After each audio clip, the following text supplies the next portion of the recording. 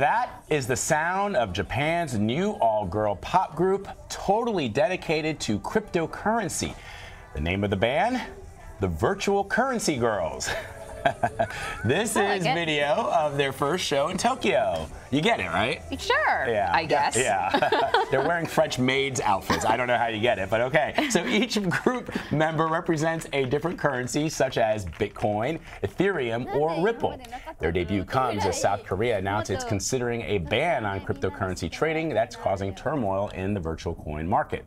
Well, the president of Venezuela is among those trying to cash in on the push for cryptocurrency. The country's socialist leader, Nicolas Maduro, has proposed his own form of digital money known as the petro, which is backed by crude oil. Maduro says his government will issue nearly $6 billion of petro as a way to raise hard currency and dodge sanctions imposed by the U.S. and international community. Venezuela's opposition-led Congress has called it illegal.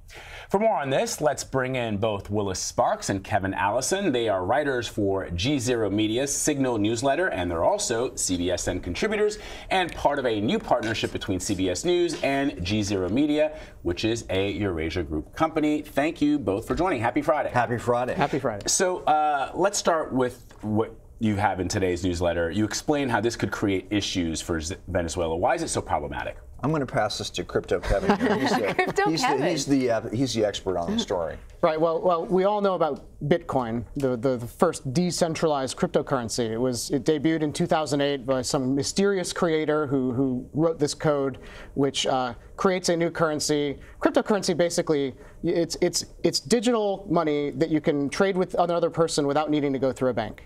Now, Nicolas Maduro in Venezuela looks at this and says, I like this idea because I'm under sanctions. I've got a collapsing economy. So if I can raise some cash in a way that the U.S. or other people who are involved in the global banking system can't try to grab, I want to do it. So that's what he's thinking with his idea for a sovereign another cryptocurrency. Gimmick.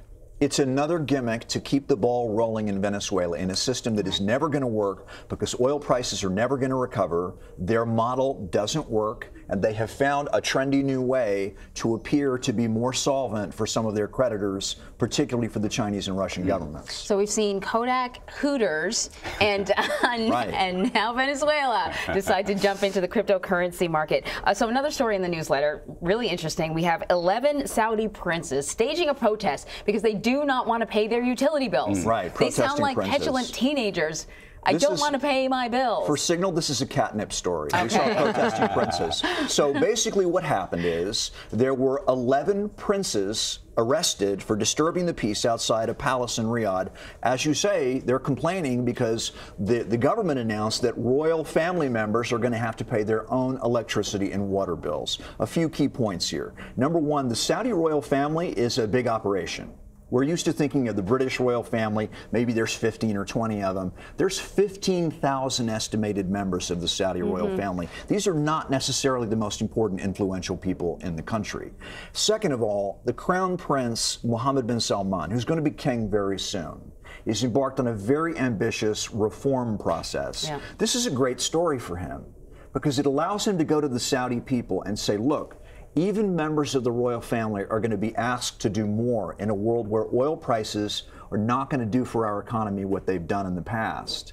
The third point, though, is that whether these guys are really important members of the family or not, this is another way in which the Crown Prince is alienating a lot of people within the family who may be a lot more powerful and influential than these 11 guys. So this is a story to keep watching to see at what point there might be real pushback. So far, you know, he's made a lot of progress without a lot of pushback, but we got to keep watching. It is a fascinating story. Let's turn now to a new wave of protests that have been happening in Tunisia. Yeah. We all remember that the Arab Spring, in fact, started in Tunisia back in 2011. Right. People have been arrested protesting high taxes. What's going on there?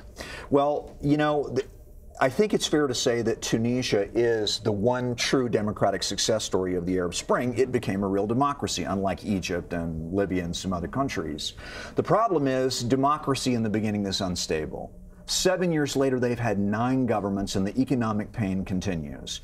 The IMF, in order to grant funding for the Tunisian government, has told the government, you got to spend less money, which means subsidies get reduced and prices go higher for a lot of ordinary people who are very angry about this. So is this Arab Spring 2.0? Probably not, because there's been a lot of violence, a lot of property damage that has turned off a lot of people in Tunisia. So this is a serious protest movement, but labor union groups are not supporting it. So there's a limit to how far we think this can go, and we do think austerity will continue there, but it's another sign that even in the Arab world's so-called success story, things aren't going all that well, and there's a lot of economic pain. I mean, you made a very fine point of it, Willis. Democracy is hard. We like to point to the 4th of July, the Declaration of Independence, and ultimately the Constitution. But, we were still fighting battles, and we had wars, the War of 1812, and, obviously the Civil War. I mean, it's taken a long time. It's not going that well in the United States. I would say I see Kevin we're nodding. still struggling, right, Kevin? There's a more fundamental point about democracies here. Many developing democracies have to go through this process of unwinding subsidies. Yeah. Early on in their life, they subsidize fuel, they subsidize other types of expenses for their poorest people. In order to become more stable, they've got to go through this period of instability where they're unwinding subsidies. Venezuela is a great example of a country that never did that. Yeah, very That's true. a great point. So moving along in the region, also in the newsletter, the president is supposed to weigh in on how he feels about the Iran deal and whether or not he wants to uphold it. So what do we see the administration doing moving forward, and what sort of impact do you see it having? Yeah, President Trump has to decide today whether he basically wants to provide another waiver for the Iran nuclear deal, to say, okay, Iran is complying enough that we're not going to reimpose the sanctions that were in place before the deal was made. Our view is that President Trump is going to do as much as he can to draw a hard line on Iran without actually tearing up the deal. One of the reasons for that is President Trump is aware he doesn't have a lot of friends on this issue. Boris Johnson, the British foreign minister, said yesterday the Iran nuclear deal remains the best way to make sure that Iran doesn't get nuclear weapons. They're signaling President Trump, if you do this, you're on your own. So there are a lot of people in Washington who are saying, absolutely draw a hard line on Iran, but don't rip up this deal, because if you do, all the weapons inspectors are going to be kicked out of the country. We're going to have a whole new round of crisis back and forth. When you're still dealing with North Korea, do you really want to have conflicts going on with two nuclear countries at once? We think the answer to that question is no. He has a great relationship with Kim Jong-un, or at least That's a decent relationship. Yes, sorry. Had to put that in. Yesterday. All right, before we let you guys go, let's look at the hard numbers for today that are highlighted in Signal's newsletter. So I found this one really intriguing. As many as 100,000 barrels of oil are smuggled out of Venezuela every day, and 250,000 cows. The cows are interesting, but the fact that the cryptocurrency is supposed to be linked to oil makes it really interesting. Well, the deal with the cows is that they're taking them to slaughterhouses in Colombia where the meat fetches a lot more money. Okay. It's how people have to improvise now in Venezuela. The other numbers that we wanted to highlight this week just very quickly. In Europe, 24.6% of the vote in European elections last year went to populist anti-establishment parties. The storyline in 2017 was, populism took a step back because Macron beat Le Pen, Geert Wilders didn't win. Angela Merkel, we just heard a few minutes ago, has made progress on a coalition government. It's a big issue. 24.6% of the vote went to populist parties compared to just 9.6% in the year 2000. Number two, in Kenya last year, we had a presidential election.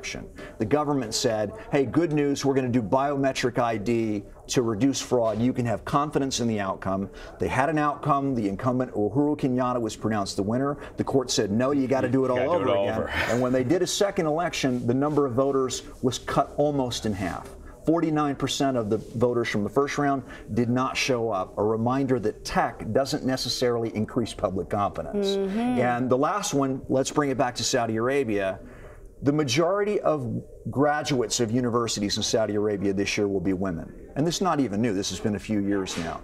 But they only represent 22% of the workforce. Mohammed bin Salman wants to move that to 30% as part of his Vision 2030 reform program. It's a reminder this summer, when women are finally allowed to drive, this isn't just a social justice story. This is an attempt to modernize the economy. You cannot modernize and diversify the Saudi economy unless you bring a lot more women into the workforce and the economy into the 21st century.